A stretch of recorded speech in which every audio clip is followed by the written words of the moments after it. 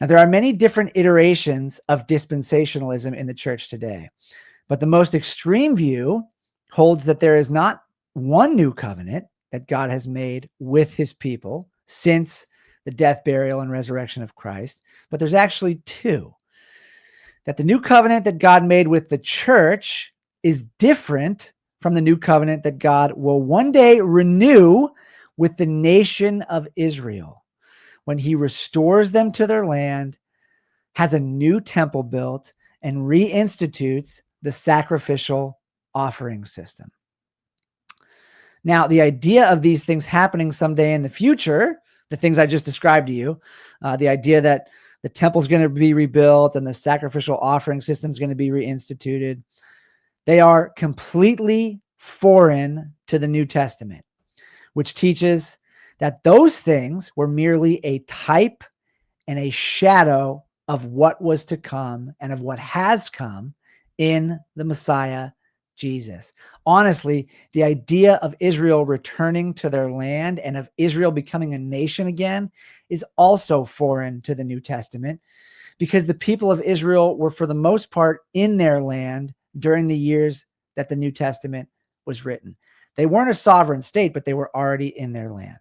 Tell me, what would be the point of God reinstituting the sacrificial system of the Old Testament?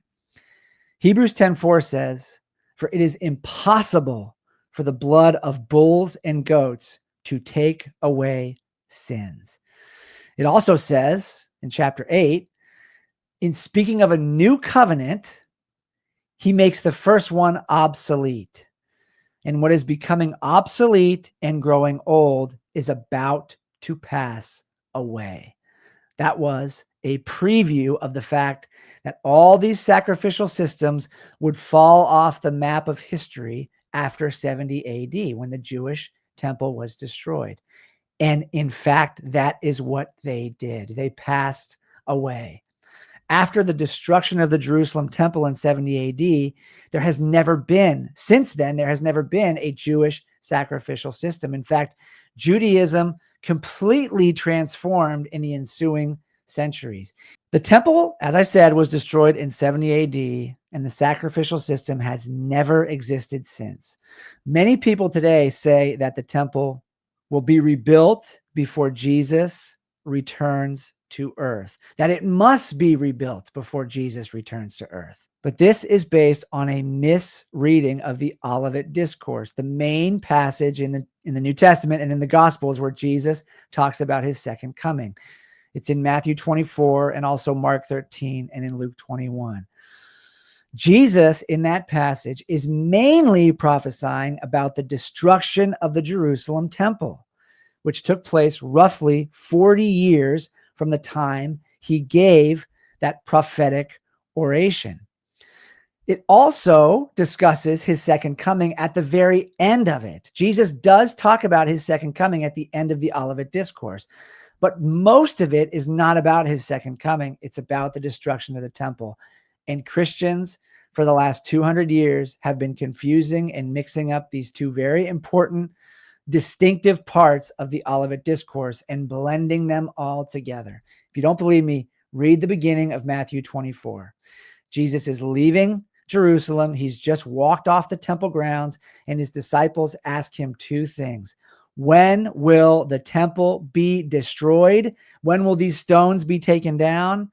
And what will be the sign of your coming at the end of the age? And he answers both questions explicitly and also separately. Our second question for the day is this: what is the millennium, and how does it relate to various end times beliefs and to the modern state of Israel? Now, what does all this and what do the end times events that people talk about have to do with the millennium? What is the millennium, in fact? The millennium is a period of time mentioned once in the New Testament. At least it's mentioned once by name explicitly in Revelation chapter 20, verses 1-4. It's talked about often in the church today, and it's most often depicted in evangelical circles as a period of time that will take place in the future, as a literal 1,000-year period following Christ's return, wherein he will reign over the earth as king for 1,000 years. Most people say he will reign from Jerusalem. During this time, Satan will be bound in the pit, and everything on earth will be hunky-dory for 10 centuries. The saints will have been resurrected and given new bodies, and no sin or rebellion will be present or allowed. Amongst some people, and I'll tell you the various beliefs and groups in a minute, the various beliefs about the millennium, but amongst some of them, this is often discussed as if it were the literal fulfillment of God's promises made to Israel in the Old Testament. They say that passages like Ezekiel 36 through 39, Isaiah 2, Isaiah 11, Joel chapter 2, Zechariah 14 are examples of prophecies that are still awaiting future fulfillment in the millennial reign of Jesus. The problem with this, of course, is that the New Testament writers never, ever depict these passages as awaiting future fulfillment.